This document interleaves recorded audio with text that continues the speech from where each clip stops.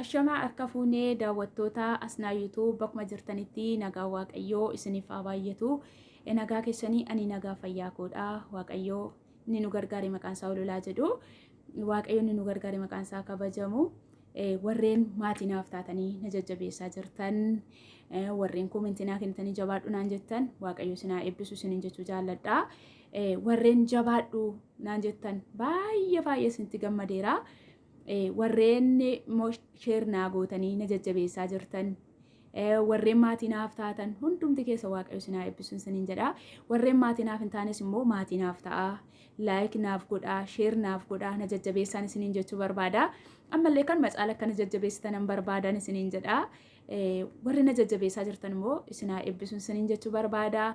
Amma immoo marsaa lammaffaa wanta fuula keenya dibannu jechaadha. Wanta fuula keenya dibannu, wanta fuula keenyaaf nu fayyadu, kan finnisa yoo qabaanne kan finnisa nurraa balleessu, yoo fuula keenya irratti wanta gugurraacha jiraate wanta fuulli keenya kan gugurraacha akka nurraa balleessuuf itti fayyadamna jechaadha. Itti fayyadamna, sirriitti itti fayyadamna. Daqiiqaa 5 maasaajii goonaa fuula keenya. Isaan boodatti fuula keenya kanarra sa'a tokko walakkaa tursiifnetti hin dhiqannaan. Mee har'a immoo marsaa lammaffaa waliin deemnee hojjenna. Kunoo deebi'een jira. Amma waliin hojjetannaa. Akkatti hojjennu kunoo qixal shaayii firee tokko jechaadha. Duqeeti boqqolloo maankaa kunoo kana 2 walitti godhattu. Isaan booda daqiiqaa 5f rukuttu jechaadha. Akka inni isiniif ta'uufitti jechaadha. Akka isin fayyadutti rukuttu. Walitti rukuttu rukuttanii daqiiqaa 5f walitti sirriitti waliin maktu jechaadha. Waliin maktanii jettaniiti booda gara dibannaa isaatti darbitu. Yeroo dibannu immoo maal gochuu qabna? Sirriitti maasaajii fuula keenya gochuu qabna.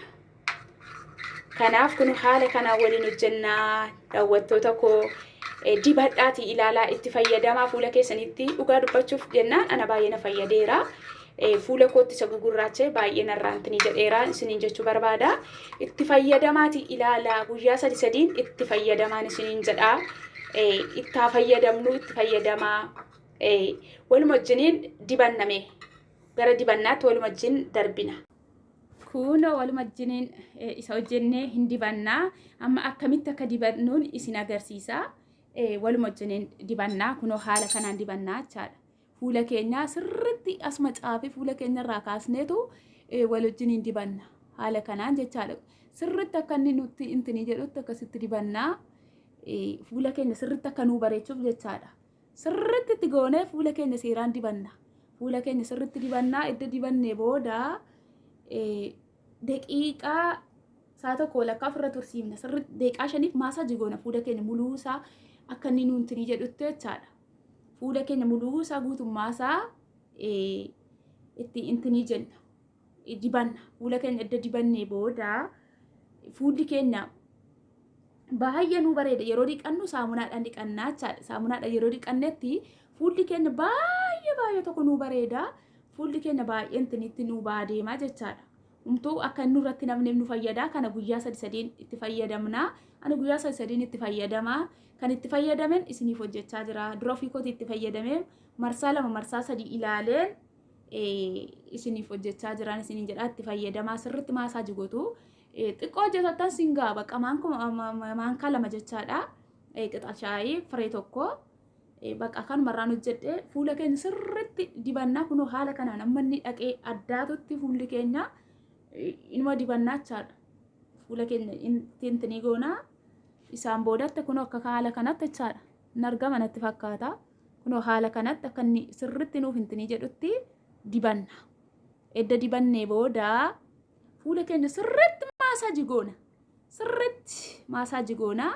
Fuula keenya seeraan maasaajii goona. Daqiiqaa 5f sirriitti maasaajii goona. Ittuma goonee fuula keenya maasaajii goona. Akka inni nu bareeduuf jechaadha. Fuulli keenya akka inni nu gugurraachee fi inni finnisni nutti yaa'e nurraa badaa deemaa jechaadha. Gaafa guyyaa 3ffatti deebitanii dibattanii isinirraa badaa deemaa. Har'a kee nurraa bada miti. Yaallee jechaadha. Yaallee hojjennee itti fayyadamnee seeraan itti fayyadamnee taanaani yeroo muraasa keessatti wuxxeetii isaa argachuu dandeenya. Ani yeroo muraasa keessatti wuxxeetii isaa ofirratti argeera jechaadha. sirritti hojjettanii jennaan seeraan isin fayyadan fuula keessaniif jechaadha. Baay'een fuulli keenya nu gurraacha fuula keenyatti akka finnisaatu nu yaa'a shiffittaatu nutti yaa'a kan jettaniif jechaadha. Kunoo haala kanaan dibadhaa haala kanaan dibadhee ani dura fuulli koo baay'ee finnisa natti yaa'a tureeni. Zummidhee jechaadha warreen batalaa warreen nyaata hojjettan baay'ee namatti yaa'a ani baay'ee natti yaa'a ofirratti waan hin argeefan isiniin jechaa jira. Haala kanaan yoo dibattanii baay'ee sin fayyada jedhee yaada baay'ee sin fayyada. Haala kanaatiin dibadhaa sirritti maasaajii godhaa.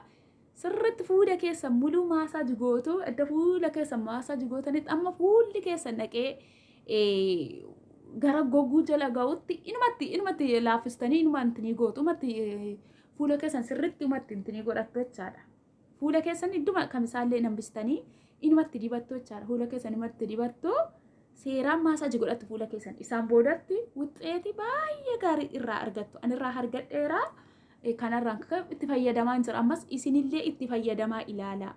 Maaliif kun mana arabootaa keessa guutee jira waanta ta'eef duqeeti boqqolloo fi shaayii makan danfifannoo jechaadha. Ganama isuma dhugnurraa tokko fudhannee hojjetannaan. Kan ammoo yeruma isaan dibata yeruma shintibeetii isaanii dhignu shintibeetii isaanii keessaa waamattoo kiiqaa itti qunxurannee kilaasii keenya geeffannee itti fayyadamna. Haala kanaan jechaadha gatii guddaan nun gaafatu isaanis gatuma xiqqoodhaan fidu garuu maarbeetii hin kaan sababni isaa isaan kan itti fayyadaman fuulaaf itti fayyadamu waan ta'eef fuula isaanii dhagna isaanii ittiin wanti yentini jedhaniif garuu maarbeetii hin kaani abbaa hoo kaawwate hin beeku malee hin kaani ani kan koo shintibeetii kaawwatu kanan isiniin jedha achi fudhachuu dandeessu kan masaan bitatanii itti fayyadamuu dandeessu isiniin jedha. Haala kanaan fuulli keenya ammanni intini jedhatamni nurratti goggogutti maasaajii goona fuula keenya zumminne maasaajii goona isaan boodatti fuula keenya irraa bu'aa guddaa argannaan fuulli keenya hin bareedan yeroo dhiqannu fuulli keenya baay'ee tokko bareeda. Saamunaan dhiqanna yeroo dhiqannu seeraan fuula keenya saamunaatti godhanneet dhiqannaan jechaadha. Saamunaatti godhannee dhiqannaa kunoo haala kanaan akkattiin itti dibattu jechaadha. Fuula keessanitti haala kanaan dibattu kunoon haala kanaan dibadhee jira. Haala kanaan dibadhee kunoo sin argisiisaa jira itti fayyadamaa. Like, share, koomenti godhaa. Warri koomenti gochaa turtanis immoo galatoomaa. Ammas immoo na jajjabeessaa. Share naa godhaa. Isiniin jedhaa share naa godhaa na bukkee dhaabadhaa na jajjabeessaa. Isiniin jechuu barbaada. Warri immoo na jajjabeessaa jirtan jabaadhu warri naan jettan warri maatii naaf taatan immoo eebbifamaa. Baay'ee tokkoon isin jaaladha. Baay'ee tokkoon isin kabajaa. Akkuma isin jaaladhu immoo rabbi isin haa jaallatu isiniin jedha. Kanaaf iyyoo sheerris naa godhaa, laakis naa godhaa na jajjabeessaa isiniin jedha. Kunoo haala kanaan dibattuu haala kanaan itti fayyadamtu. Jaalleewwan koo akkasiin itti gammaddan abdii guddaan qabaa. Na jajjabeessaa like naa godhaa. Shares naa godhaa na jajjabeessaan isiniin jedha. Warri na jajjabeessaa turtan immoo galatoomaa kunoo haala kanaan xumurree jirraa hin bareedu baay'ee addaa ta'eera. Booda yeroo dhiqattan fuulli keessan kana caalatti mirxi isiniif ta'a baay'ee bareeda jechaadha fuulli keessan. Humna walitti isiniif bareedaa itti fayyadamaa ilaalaa. Si'a tokko mokkortanii hin dhiisinaa si'a lama si'a sadi irra deebi'aati ilaalaa guyyaa sadiin itti fayyadamaa.